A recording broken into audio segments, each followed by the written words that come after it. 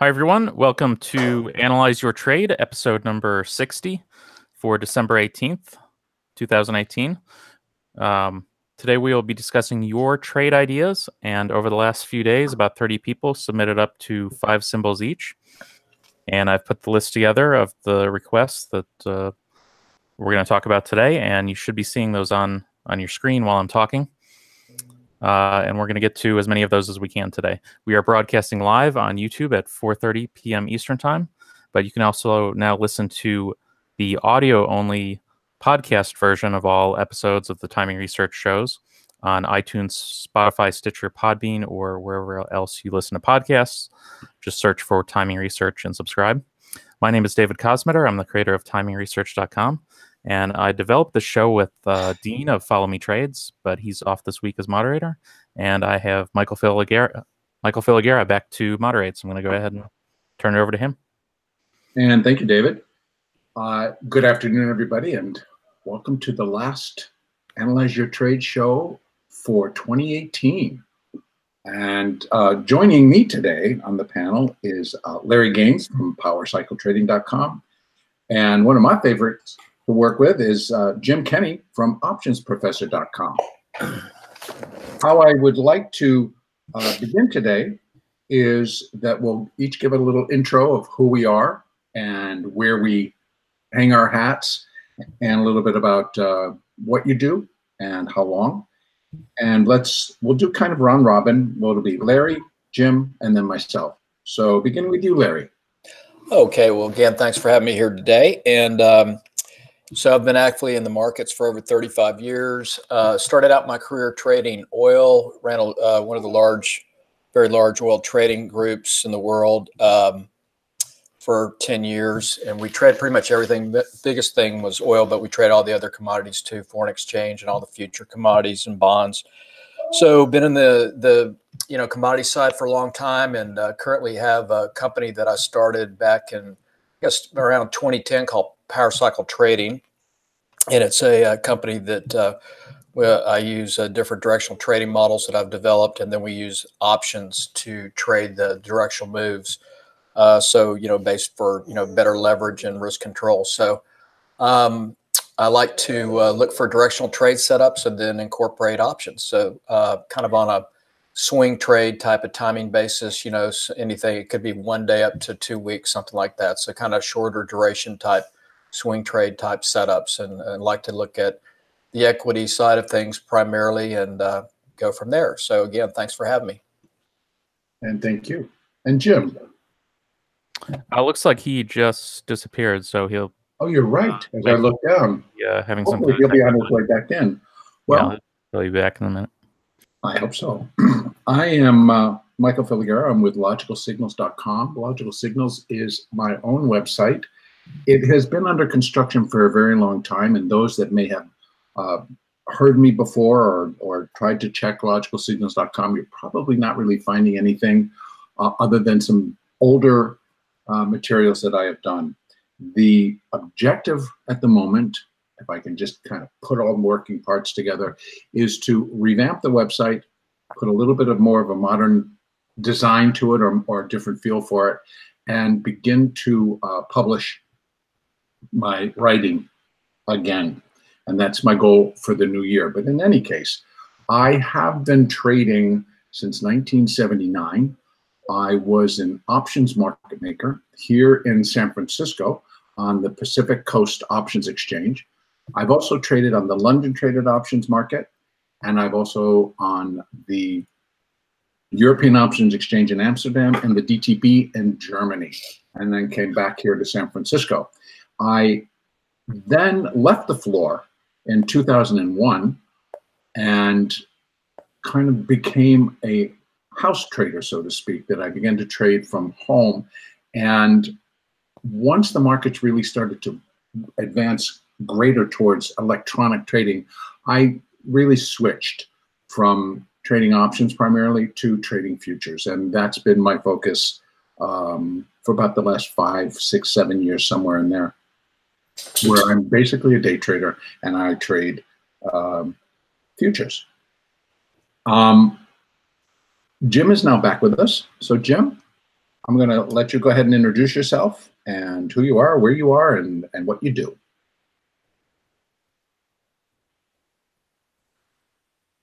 Don't know if you're there, Jim, but I can't hear you. Oh, Jim is gone again. Well, we're going to hope that he gets back in and that everything will work out for him. And in the meantime, Larry, it's me and you. All righty, let's go. Let's go. And you got the chart up, and we're going to start there with Tandem Diabetes Care, Inc. Okay, so taking a look at this, I mean, it's almost like you throw something on the wall and it sticks and it's going to be a short. But so, you know, this basically you can just kind of see it's trending down.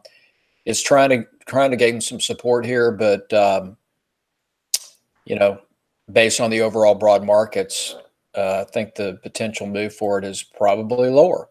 You can see here on a weekly time frame, it's here sitting on a 21 period moving average. So it's really trying to hold the support, but you've got the spike low down here. And if we don't get any kind of help from the broad markets, look for it to probably retest down here to the spike low. So, you know, it's like everything else that we're seeing. We need some catalysts to get the markets kind of pushing to the upside. And the only thing that we have is potentially out there tomorrow with the Fed meeting. Okay, so I think that the market's kind of looking at a kind of a narrative where we're looking for them probably to be painted in a corner to have to raise the rates tomorrow. And then we'll see what they say. Hopefully they'll say they're data dependent for next year and they're not going to do anything, and we could get a short covering rally off of that. So we'll see. That's the only thing that's going to bail the market out, because everything that I've looked at and all this total list today, everything looks like a short trade to me. The only potential trade when we get into the things that we're looking at today is PayPal. But other than that, the markets are under pressure, and it doesn't take much to get them pushing back to the downside. So right now, reluctant to go short today too much. Going to see what happens tomorrow after the Fed, but then that could really set the stage for the rest of the week and for next week to see if we do finally get a Santa Claus rally. If they don't do anything that's kind of perceived as dovish to kind of take the pressure off the markets, then we can have a bigger breakdown and, you know, break those levels of the S&P that we could go through today as well. So that's my take on TNDM. Okay. Michael, are you there? Hey, Michael. Yeah, we can't hear you if you're. No, we've lost. Okay. Everyone's having problems today. Yeah,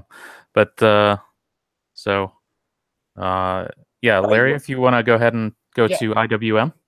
Yeah, sure. Okay, so the next one on our list is the Russell 2000 IWM.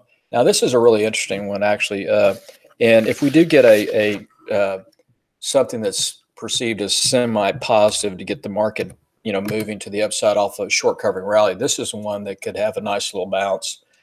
It's extremely oversold. And if you just look at, here's a weekly chart just to show you where it is. It's coming into a major support level here as well. So, you know, just another, see, down to about 134, 132. This is major support.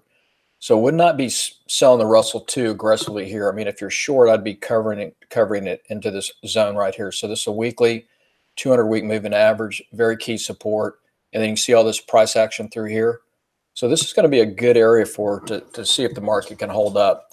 Now, coming into this area, we're extremely oversold. So if it can hold here and we get a bounce, this is one that could be interesting to the upside. You can see these are my indicators here. The daily, you can see how extremely oversold it is down here. And so we could get a nice, you know, retracement bounce, but that would be it. Other than that, you know, any retracement bounce into the major moving averages would be, you know, retracement short setups would be looking for that, but you could get a bounce up into the moving averages. Okay. Thank you. And I'm back on. Yeah, I'm here now. Can you hear me? Yeah. Okay. There's a bit of a echo. We're on the Russell now? I think, but yeah, IWM is what we're on. Okay. Okay, on the Russell, this has been one of the great indicators, both up and down. On the rally that began pretty much in May. It was one of the first ones to break out and show us that the market was advancing. Conversely, in September, it started to break under 170 on the IWM, and then of course when it broke under 165, that was it. So it's been a very good leader on the up and the down, and that's one of the reasons staying bearish has been the way to go. Now we're here. We just about at the 52-week low, 136.16. And basically, it could very well have a bear market rally here. So, this is not the best time to get short or get thinking on the downside. The only way being on the sell side from here makes any sense is if you believe that we're going to have another big drop in the S&P, which is possible because we have broken underneath the 2603 area, which in my view was a very important area. And the last time we broke the long-term moving average that I work with was in 2011 and 2015, and we went 200 points lower in both instances temporarily. And then, of course, we jump back on the bicycle. So there is risk, in my view, down into the low 2400s if this thing does not stabilize and get a rally going very soon. So I would say that this thing does look oversold and it could bounce, but I wouldn't 100% trust it. I definitely have some kind of a put hedge underneath. Oh, okay. Thank you, Jim. And next we have PayPal, PYPL. Okay, let's take a look at PayPal. 1 second, I'll pull it up. Hi, guys. I'm back. Hey, Michael. We're on PYPL now. So PayPal. So sorry, gentlemen, but it seems like the western part of the United States is having a bit of a problem. Yeah. So looking at PayPal, it's really been whippy. You can see, I call it kind of, look at that price action, up and down, up and down, up and down. But it's one of the few stocks of the whole list here today that we're covering. It's really about the only one where it's over some of the main moving averages. So this has potential for an additional move to the upside. So you're sitting right here above the 200-day moving average right here, and you've got a cluster of a lot of different moving averages here. So if PayPal can get rolling, it really needs to kind of get back above this kind of area up here, this kind of 88, 89. If it can get, pushing above this area here, it's got potential to push back up towards the highs.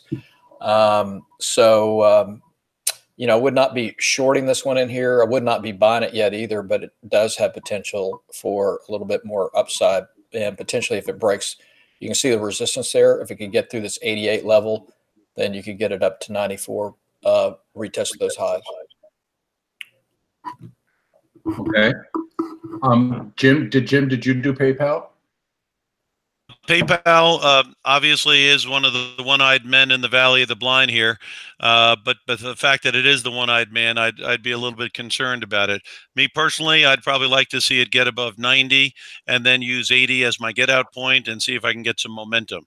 If it breaks underneath 80.75, you could say timber on this one as well, because again, underneath that area, it seems like there's not a whole lot of support. So this thing breaks underneath 80.75, it's in kind of big trouble. And if it gets above 90 and gets its legs, I think one of the reasons for this could be is that they're taking a lot of business away from MasterCard and Visa. And of course, if that's the case, then that would make some sense why this thing would hold up well. And while the consumer is being questioned a little bit, unemployment's at 3.7, so buying things is still going to be the way to go as far as what we see right now. So PayPal, again, above 90 would be telling me that something's going on, and under 80 or 75. So again, all this stuff, putting some kind of a put hedge underneath would not be a terrible idea. Make sure you have a parachute. Make sure you have some kind of floor underneath your equity, because when things turn, you don't know where your equity will stabilize. Jim, you know what I want to is you moving at PayPal. Hey, Michael, could you say that again? You're cutting out a bit, I think, for me at least. Okay. I was asking Jim where he had the 200-day moving average for PayPal. Yeah, they were both around 83. So they're both converging at 83. That's why I say from here it looks okay, but I'd like to see some momentum to the upside, particularly since most stocks are getting hit, This is the one-eyed man in the valley of the blind. And if it were to get under the 83 numbers, which are where the moving averages are converging, and then under 80, 78, something like that, this thing could get could get hit and get thrown into the soup like most stocks have been thrown in. Right.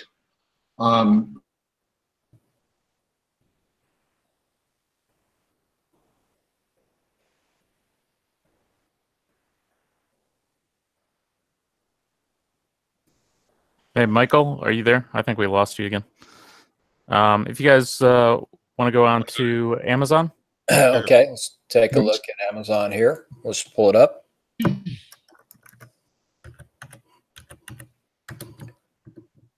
Okay, so Amazon, key again areas in here. So you can see that it's trading back below the 618 retracement. So tomorrow, another key stock to be watching after the Fed meets is Amazon. So if it cannot get back above this 1556 level, this could easily go down. We could see this down, retesting the lows down here at 1424. So the trend is rolled back over for Amazon, and it's trying to get in here to hold. But again, it's being caught up with the overall broad market wash to the downside, and it's not getting much momentum to the upside. So again, tomorrow, key, if it can't get back above this 1556, you can see this 50% retracement level, 1597. This thing could easily slide right back down to those prior lows. Okay, thank you. And Jim? Yeah, I've been monitoring this very closely because if you've been listening to my podcast weekly, I did when we were above 2,000 on Amazon, I made it very clear that the 200-day moving average was down in the 1500s, and being 500 points above your 200-day average is not a good place to be. And I didn't know what would make it go back down towards the average, but my feeling was probabilities were huge that it was going to happen. So that's precisely what occurred. And not only did it go to the moving average, it went through them like a knife through butter. Now you're getting on the other side. You're 200 days up in 1700, you're down at 1500. So what's my suspicion? My suspicion is, unless we're going into that leg down where the VIX jumps to 30 or 40, this thing is probably going to be contained in this 1400, 1450 support area. And if the Fed comes out with a nice dovish statement, and of course, people get positive, then of course this would probably be one of the recipients of that. But in the aftermarket here, I think we're down $17. So somebody doesn't believe in it. And again, you do have the death cross there, 50 days under the 200-day. So the 100 to 100 PE ratio stuff, 150 PE ratio stuff is definitely off the board right now. And so like I say, the 1400, 1450 that was mentioned, obviously that had better hold. If that gets taken out, Lord knows where the thing would go. Okay. Can you guys hear me? Yeah, I can hear you now, Michael. Okay. I apologize for all the things that are going on. I need to look out my window and see if there's not somebody digging up the street somewhere. Amazon, like Jim saying, is a stock that actually, through this show and other shows,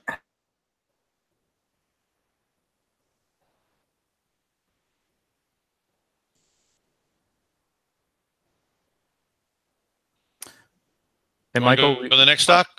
Yeah, Michael, we lost you again, if you can hear me. But yeah, so the next one is Okay. MCD. Yeah, let's take a look at MCD. McDonald's. We'll all be eating burgers here. Hold on. All right, so McDonald's, we've got it breaking down. It's sitting right here on top of that 50 simple moving average on the daily. So starting to roll over here. You can see this is a bull flag, but it's starting to break down to the downside. Not looking too good. Our momentum indicators are all down. So if this doesn't get bailed, if the outcome of the Fed meeting tomorrow is not at all bullish, dovish, whatever you want to call it, this one is going to take the next leg down. And just looking at a weekly time frame, you can kind of see a bigger picture target. It's currently sitting right here. That'll be a little support 178. That breaks through. You've got the next kind of level of support down here about 174. So looking at that kind of a reversal down. So, potentially down to 179, then down here, you can see this kind of price action here, 174. But, it could hold in here if we get something positive out of the Fed, hold that 50, and we could get a kind of a retracement bounce. So again, key tomorrow to see what the market perception is after that meeting. But if not good, this one's rolling down as well. Okay, and Jim? On a relative basis, this stock is actually doing quite well, but it's hard to be, like I say, the only ship in the storm that doesn't get whacked. So I would look at the 200-day average of 165.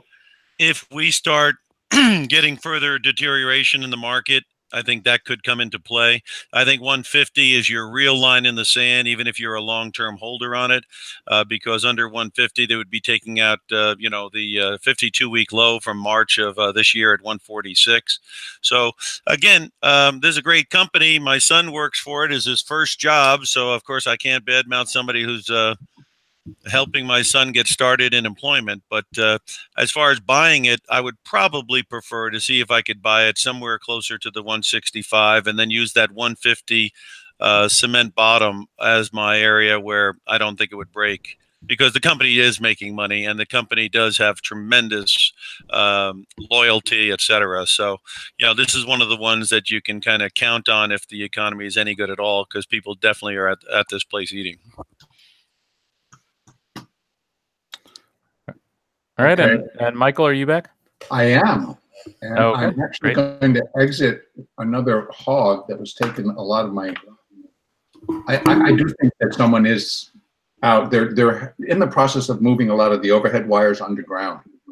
And I think that's kind of what they're doing. And they've been doing it on a street that feeds my internet. Oh, In any case, McDonald's.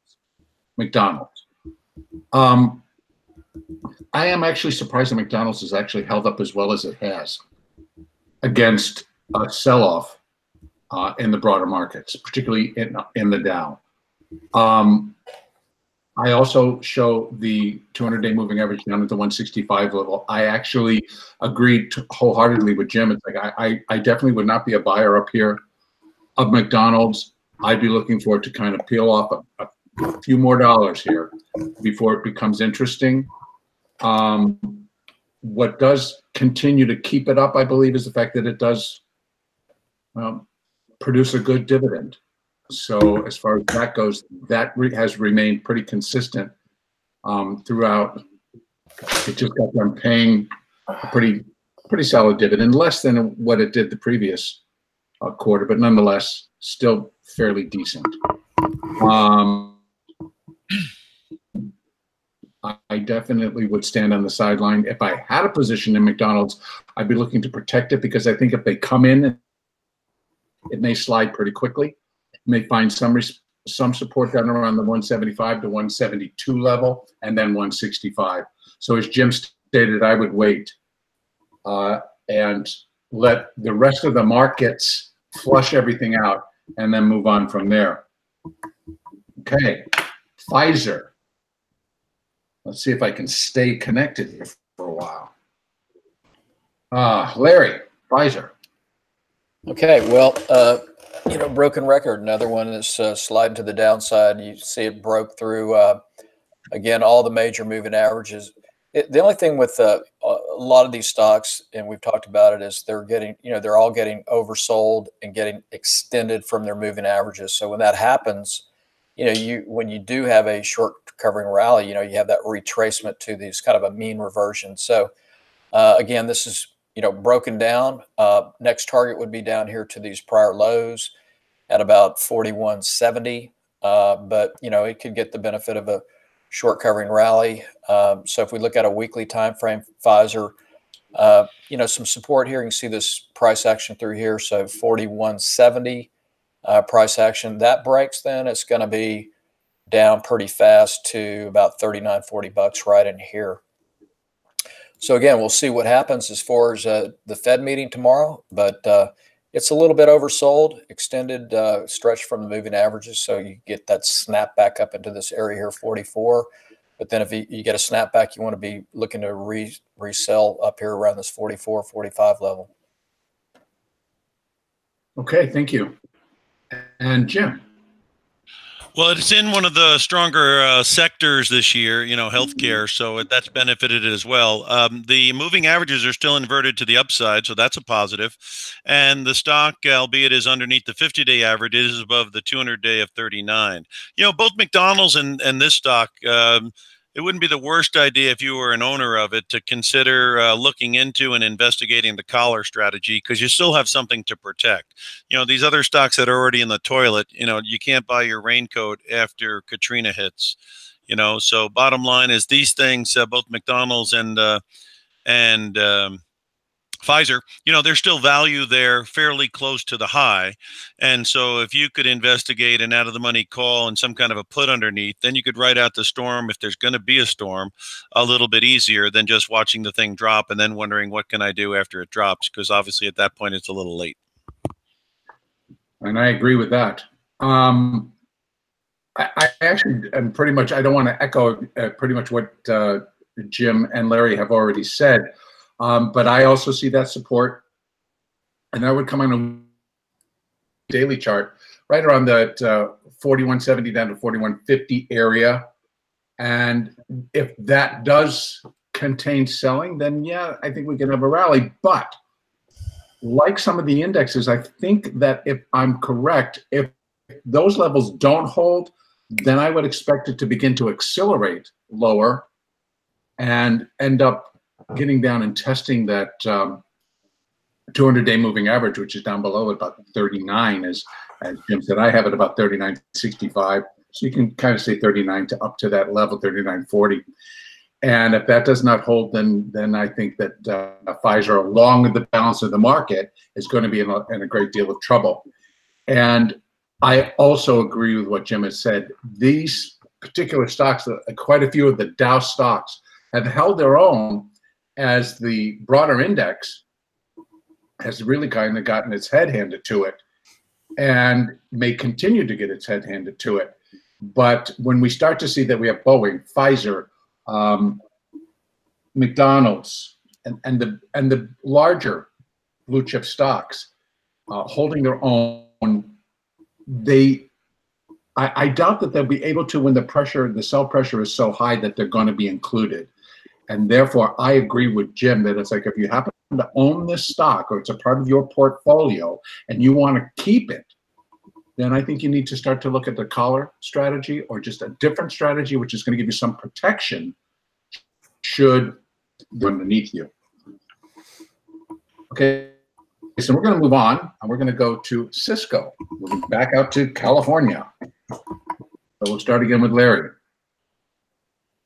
Well, another one that's broken down pretty hard this week. It was holding up, but then you can see here, it just really fell apart and had a pretty explosive move down this week, breaking that 200-day moving average.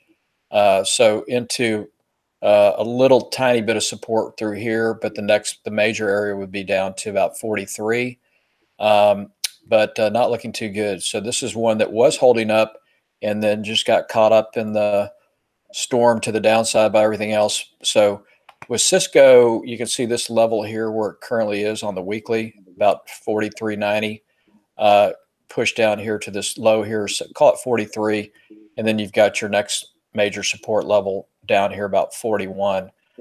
So if there's no rebound tomorrow, off of something out of the Fed, then look for a test here of the 43, and then potentially lower down here to this area of price action right here into 41 area, kind of right through there. So like everything else, it's starting to come under pressure. No, there's no place to hide. And Jim. Well, this stock's been in a trading range here all year, 40 to 50, and obviously it's going back down towards the other area.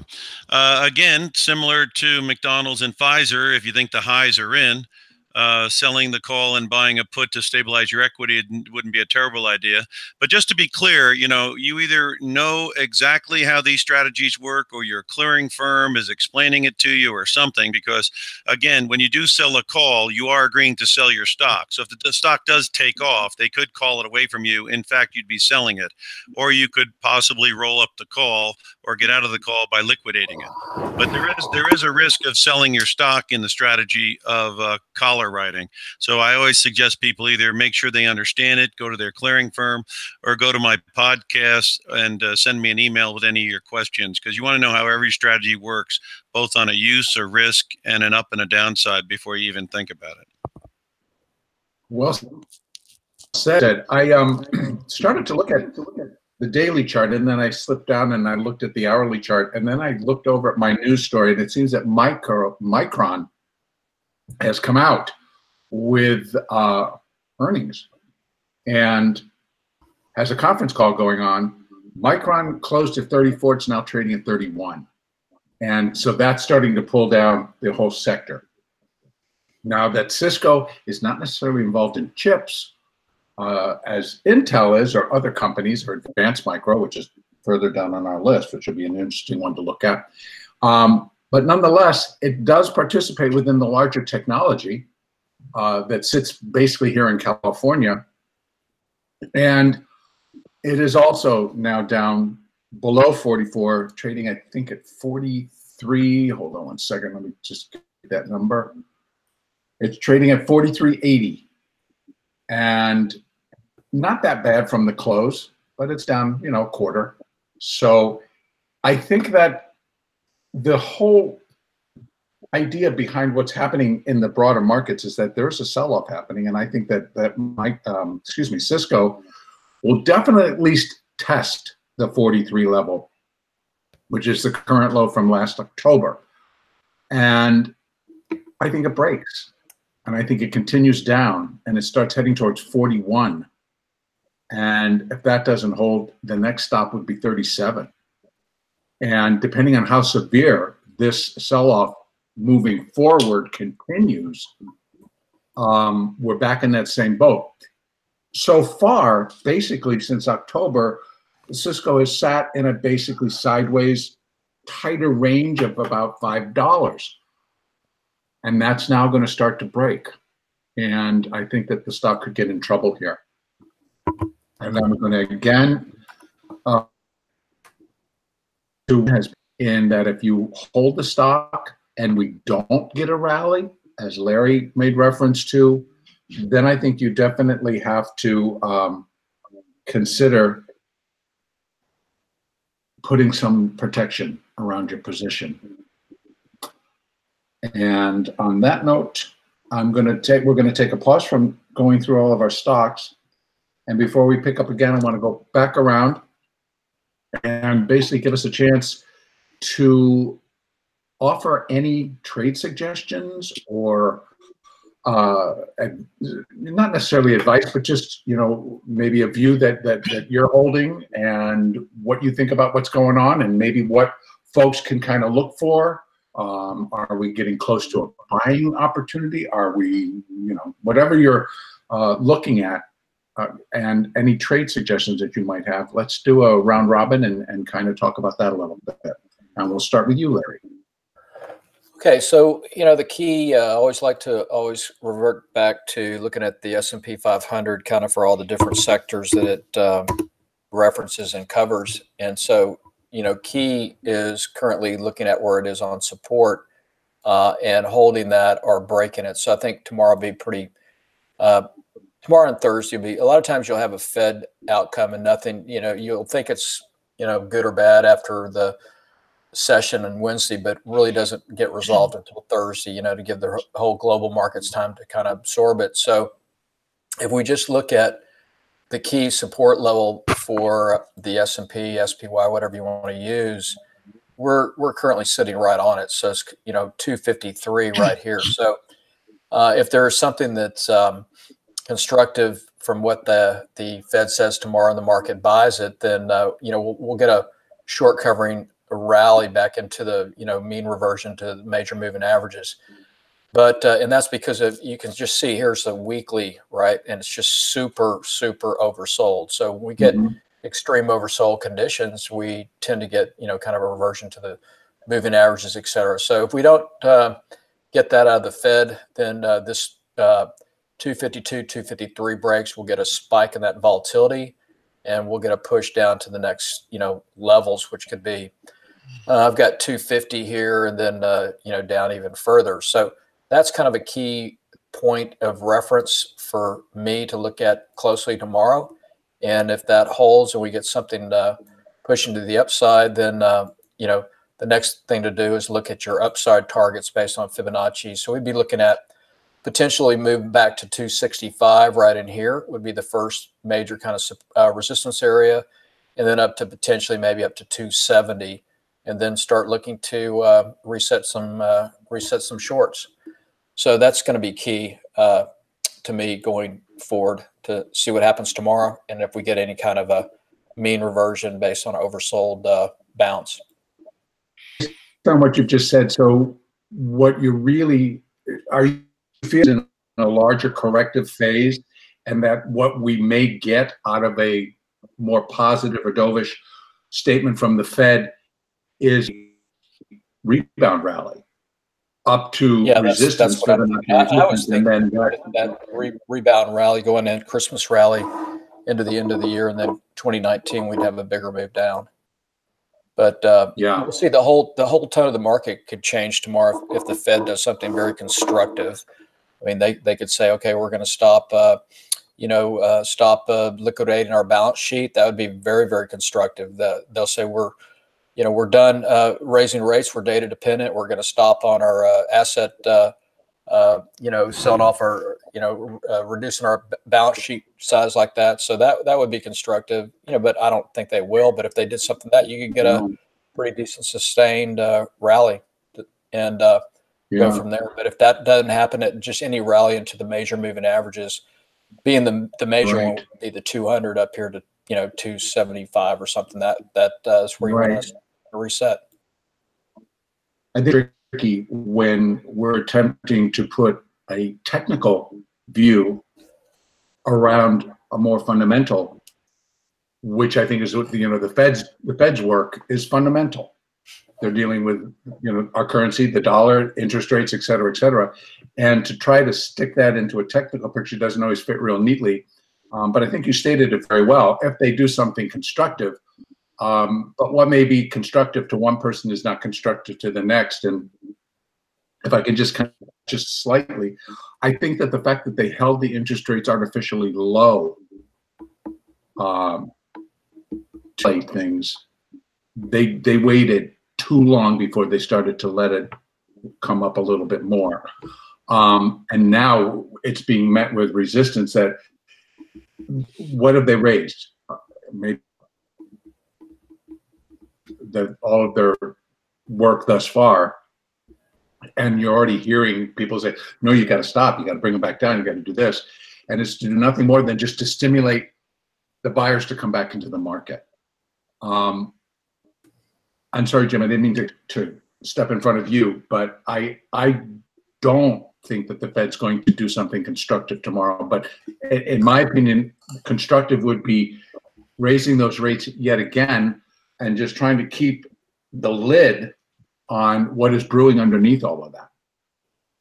And I do think inflation figures are starting to get a little bit heated. I think that they're starting to come up, and I think a lot of that has to do with the trade wars that may be coming, may not be coming. There's just too many uncertainty or too many unknown factors sitting out there waiting to come in so that they can be factored into prices and into the markets. I do not have any true trade suggestions other than if we do get a rally tomorrow. This is where I totally agree with Larry, and that we will, if we can produce a rally tomorrow, it's going to be a rally that's not to get long, although we will see some short covering, but it's another opportunity that if you're holding long positions in particular stocks that will participate in that rally, the longer term view from most people that I talk to is that there will be continued downside moving into 2019. And as they progress into 2019, it could get pretty severe. If that's the case, rallies are going to begin to give us opportunities to adjust positions, to protect positions, to get out of positions. So that would be my suggestion, and use those periods wisely, other than trying to think that the rally's back on and maybe I need to double down on my position. I think it's a little bit longer term view in mind as to what other people are saying. And that all rests on the fact that if the Fed truly comes out tomorrow and says, that's it, we're done, we're not raising rates anymore, and everything's under control, that puts a whole nother set of givens underneath markets, and algorithms will go nuts. That's what I can say. Jim. Yeah, well, I try to look at many things and come up with an overall idea of what I think's happening. And you have a debt side of the market, and you have a stock side. On the debt side, if you've been watching leveraged loans and high yield bonds, they're starting to deteriorate very significantly. And once you start trotting in an area, you could start galloping. So I think the Fed's very well aware that the debt market on the corporate side is getting a little bit dicey. So I think that's one of their bigger concerns. I don't think they're concerned that real estate stops going up 50% a year. And I don't think they're concerned that Amazon is not at 2,000. Again, the market was very overvalued. And when they normalize interest rates, they're normalizing stock prices. So we've just come down. Now, I'm kind of a believer like Jamie Dimon, where it's 3.7% unemployment. And, I still think that the economy is in fairly good shape. So they may be overdoing it a little bit on the downside. And if we start getting back above 2,600 again and 2,650, don't be shocked if this thing looks a lot better. But I think right now the interest rate situation is getting all the focus. But fighting with 40% of your creditors is probably the bigger problem, meaning going around the world and fighting with all your trade partners and getting them angry at you while they are 40% of your creditors. In other words, they're the buyer of all this debt we're going, is a silly thing to do. Aggravating people who you owe money to is not a smart thing to do. But at any rate, so what I would say is this neighborhood here had better hold. We better get back above 2650 soon, because if it doesn't, you have the risk of the VIX spiking up, and you have a risk of doing like it did in 2011 and 2015, where it goes way down a couple hundred points underneath the 2600 area. And that would be messy for everybody, but it also might be something that is, the end of the story as far as that side of the story is right now.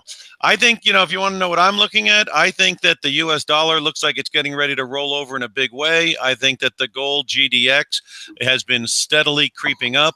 And my view for next year is that there's going to be an inflation surprise, because wages are very tight and moving higher. And the cost of these tariffs is going to start being sent into consumer prices, which it's already done. And I think that if the Fed eases off on the interest rates, then the dollar would be very vulnerable with higher inflation and lower interest rates. I think it would be very vulnerable. And of course, if the dollar got vulnerable, I think the gold shares, which bottomed out at 17, are now trading at 21.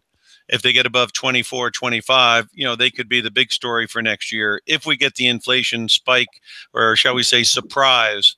Because you can't have Fed funds at 2% if your wages and your prices are going up 4% or better. That math never worked and never will work. So again, I see opportunity on the dollar rolling over to the downside potentially, and I see potential on the GDX moving up substantially if we get the inflationary surprise, which I think is a pretty good shot at this point in time. The stock market, you guys know that the golden crosses or death crosses have gone over in all the major indexes. So getting real bullish on stock for a move back to new highs seems silly right now.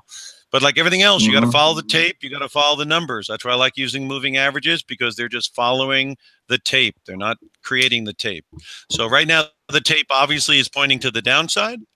And right now, the tape looks lousy, but it is getting a little extended away from the averages.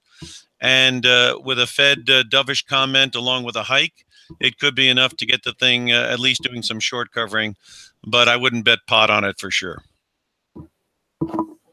always really enjoyed your commentary, Jim, and I'm just going to tell everybody who else is watching and listening, pay close attention. There's some good stuff from Mr. Kenney.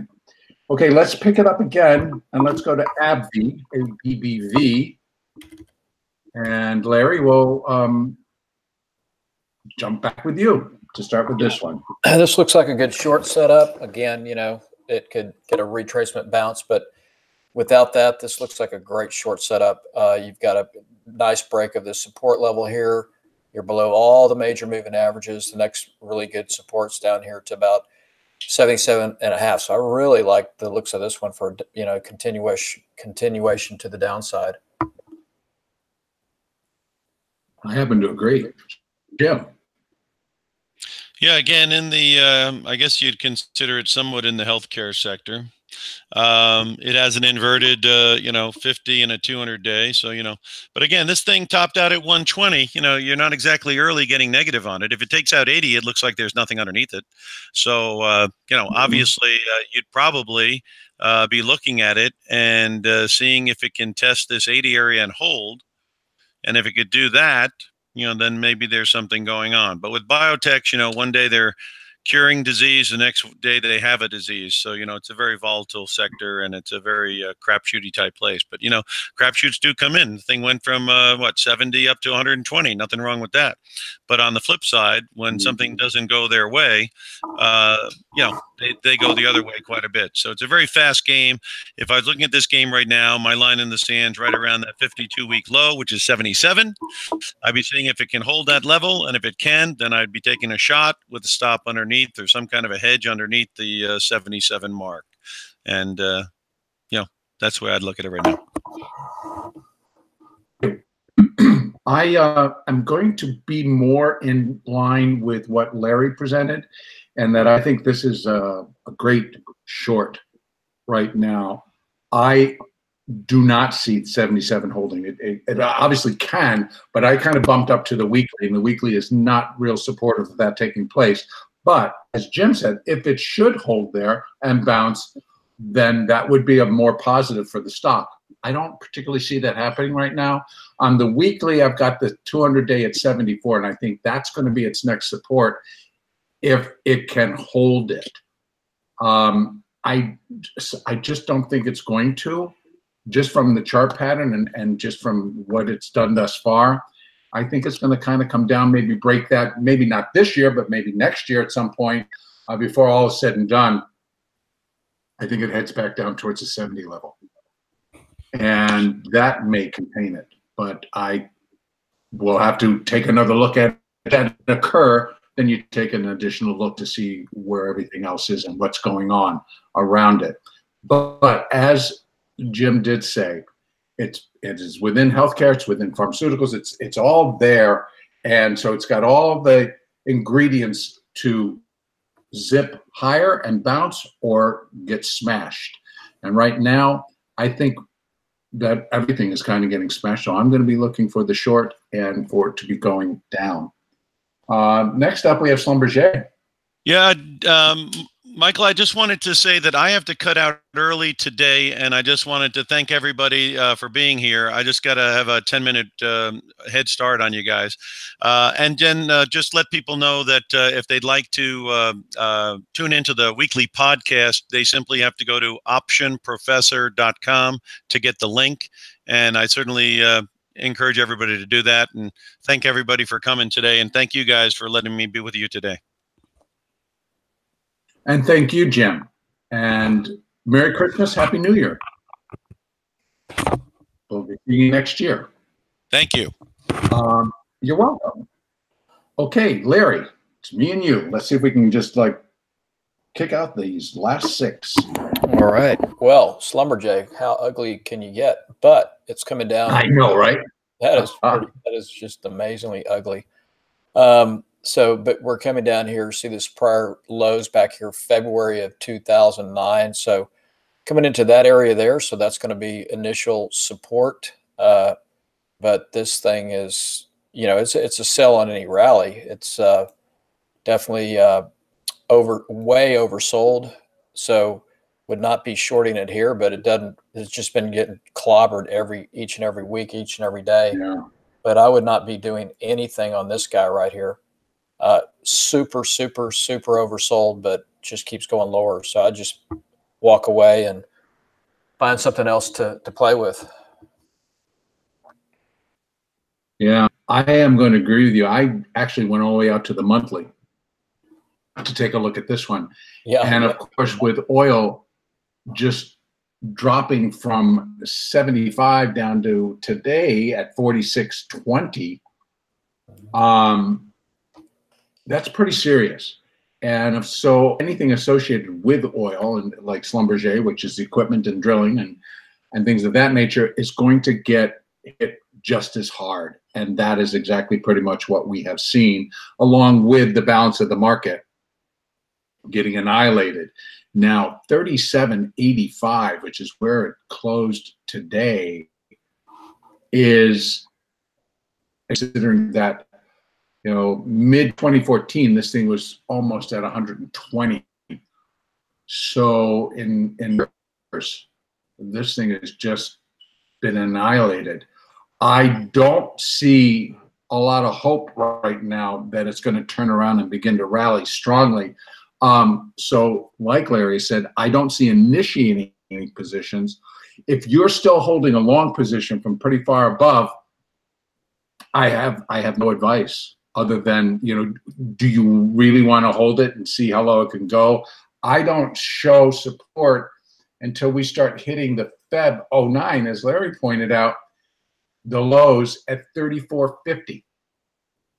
Now that's about $3.5 below where we sit right now. But wow, I don't know. I believe it's going to go before all is said and done. And if it breaks there, the next is the 02 lows at 16.17. And that's pretty serious. But again, it's all, with what's getting heated up in crude, in the oil market. So you could choose it as a day trade, but I wouldn't want to touch that with my money. XPO Logistics. Let's take a look. XPO, another one, is, you can see it's broken below that support there at 64, came down, had a spike low to 40, retraced back up. It looks, poised to retest that prior low at 40. So this looks like could get a little bit more retracement tomorrow, but it looks like a good short. And if we look here at the longer term chart, put up a weekly. Let's take a look here. It's broken the weekly 200 week moving average. So you can see it tried to retest and failed into it right here. Okay, at 57. Could not get it back above it. So that becomes a really key resistance. So we're sitting right there. You can see right here on support, looking for a potential probably move back down to 40. Yeah, I am in agreement with you on that one. In fact, I'm looking at a daily. I think that that the fact that it did not produce a lot of momentum when it really went low, and it went back. No, please do not relaunch it. Excuse me, I'm getting these messages in my computer, and it's like, not now. It didn't generate a lot of momentum, even though it rallied $14 plus. The momentum was zip. And so it basically remains, even on a daily basis, oversold and rallying. So I can only imagine that all the opportunity was the sellers taking advantage of the rally. So yes, is there a possibility that it can zip back above 55? Sure. And again, depends on what happens tomorrow. It depends on how the Fed is going to be interpreted and what they have to say. But I think eventually this stock does go below 40. As also mentioned. it starts to get a little bit depressing when you look at stock after stock after stock, Yeah. and none of them are looking. Everyone is None of them are looking real good here. none. Next up, we have American Outdoor Brands. Pardon me? So, sure, not Adobe. AOBC. AOBC. Okay, that. Yeah. Okay.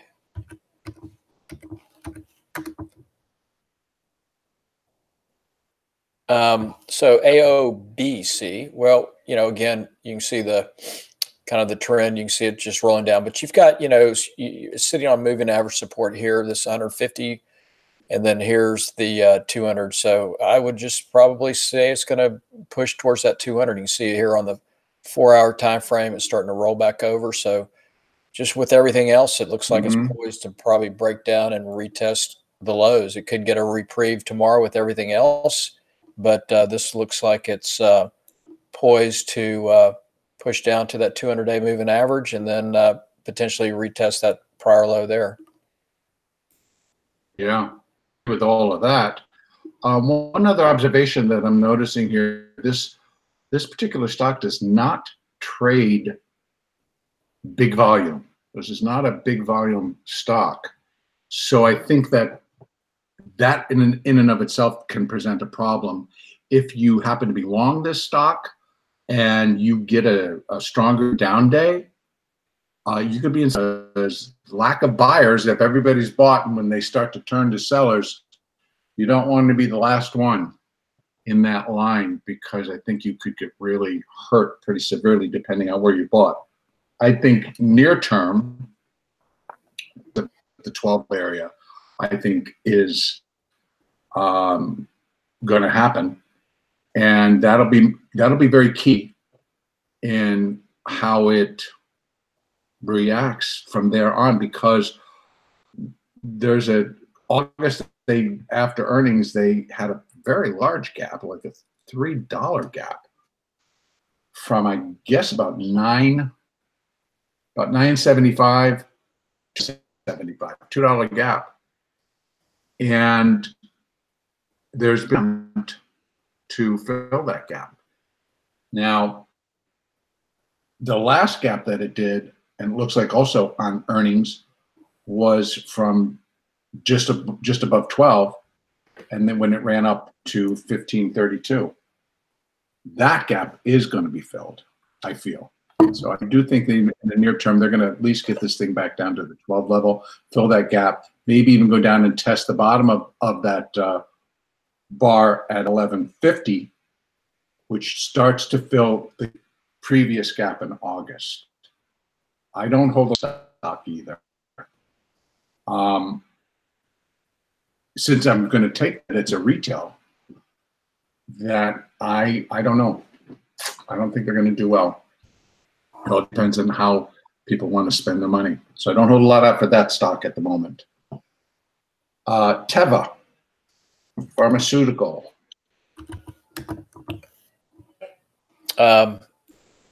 Another one that's broken below key support, back here, the 200-day first support level there, and still the trend down. Again, this could get a short covering bounce because it's extremely oversold, but any bounce on this would be a sell. So if you look here at the daily, it broke this level of support right here at 19, push down here, that broke. So if we go back to the weekly, that can give you the next target to the downside, which would be coming in here is support right there at about 16, and then a break of that goes back down to 12. So again, it could be a retracement bounce because it is extremely, extremely oversold. But if it gets back up into these moving averages, then look to unload it if you're still long, or look to potentially reposition into a short, especially if you could get up to the 200-day moving average up here at 21. That'd be a fantastic place to short.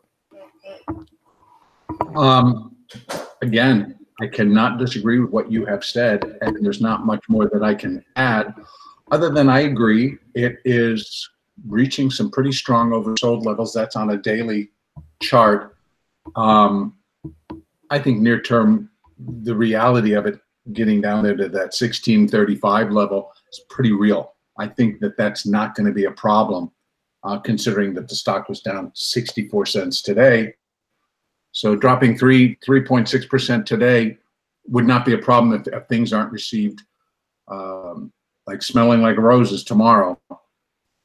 I think this could really drop again. I do see the possibility, a stronger possibility, that it's not going to be over until it drops below 12 before all is said and done. So I'd kind of stay away from that one. And again, if you are long this stock, if you are an owner, hopefully you've put on some protection to ride out this particular slide. But again, as Jim mentioned, if you're using options and you are basically selling a call, you may get called. You might get the stock. And therefore, you're going to be long wherever you sold that call. Or if you're long puts, you might have an opportunity to sell your stock at a higher level simply via the put. Not looking good, that one. Sorry to say. And advanced micro devices. Oh, we'll make this one our last one. I just looked up at the clock. Yeah. But I wanted to include AMD. And then we'll call it a day there. So go ahead. AMD sitting right here above its 200-day moving average. So and we're in what we call kind of a consolidation volatility stage. So this one has potential to go either way. I mean, with the broad markets, bigger potential is probably for it to retest these lows down here. But it is above the 200-day moving average. If you look at the the weekly, you can see here the big support's going to be down here to that prior low back in October, about 1640. So based on the way the rest of the markets have been going, I would probably look for this thing at some point to be pushing down towards 1640. Yeah, I definitely agree with you there. Just taking the con, it's still 3150, so it's still trading fairly down from its close. Advanced Micro Devices is not. It closed at 1950, now trading at 1920, so it's only down about 30 cents, and that is, I guess, a positive when it's against the larger sector. I don't think that I think it's really going to go back down, at least give a test towards that 1860, 1850 level. And there's a stronger possibility that it might finish this entire decline. Oh, that was the hourly chart. Let me go up one. Like tomorrow, it might drift down to that level. Then again, as Larry said, we do have the 200-day moving average at 1828, 1830, right around in there. I think that's going to get tested and broken, and it's going to end up back around 16. And it could do that by year end, for all we know. That's going to do it for today because we're now running over. So we didn't do XLU, which is the Spider's Utilities Index, which actually is also looking very negative. I did take a look at that earlier. And Square. Square continues to hold up pretty well because they do good business, and they're processing a lot of money. But we're going to conclude there. And Larry, go ahead and just once again tell us where people can find you and any closing comments. Yeah, well, thank you very much again for having me. I always enjoy this. So if you'd like to check us out, check me out, come to powercycletrading.com. We've got a lot of great free material that you can get, ebooks. I've got a lot of trading software that I've developed that's available to you. A lot of different indicators for all kinds of directional tools if you're looking for trading tools.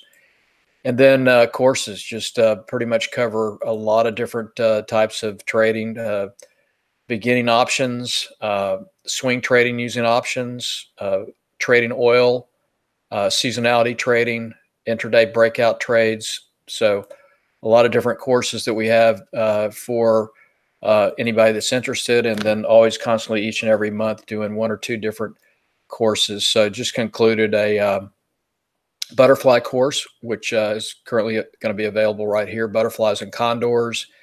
So just a lot of great content material. So please come check us out. And if you'd like to get a membership, you can get a $7 trial right here. So join our trading club. We have a virtual trading room. We do Q&As every week, a lot of great content. So come visit us and come check us out and come stay. Thank you very much. And thank you, Larry. Once again, I'm Michael Filigera with LogicalSignals.com. At the moment, I am working together with a former member of my trade room and in her trade room, and that is the Candlelight Trading. And you can find out about the trade room at www.candlelightTrading.com.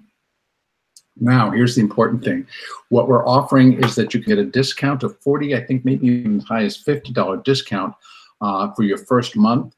And if anybody has been thinking about or listening to me talk about this, and you have an interest in day trading and day trading futures, then you're going to want to take advantage of this particular offer that you'll find from me. And that would be to join the trade room for a month. So you get $50 off on your first month, but prices are going up on January 1st. So if you're thinking about that, you might want to try the trade room, and you're doing anything with, say, for example, Top Step Trader, you're doing a combine, you're trying that, and so and get in on that at a much reduced price. And I'm going to turn it back over to David. David, thank you very much for the opportunity, and my apologies for all of the technical difficulties that we had starting, but that's one thing that's not under our control. Yeah, no problem. Yeah, there's a few technical issues, but otherwise a great show to end the year. So yeah, this will be the last Timing Research show of the year. Going to take the next 2 weeks off. I have a bunch of improvements that I'm going to be making to the website. So if anyone listening has any suggestions, feel free to contact me with the contact form on the Timing Research website. And just a reminder, be sure to subscribe to Timing Research on YouTube and your favorite podcast network. And you can also go to TimingResearch.com to get access to this or any of the past shows. I want to thank my guests again for this week. Neil Batho was supposed to be here, but he wasn't able to make it today, so we'll try to get him back on one of the shows early next year. But I want to thank Larry Gaines of PowerCycleTrading.com, Jim Kenney of OptionProfessor.com, and Michael Filigera of LogicalSignals.com. Thanks, everyone. Thank you, David. Thank you. Bye-bye. Ciao.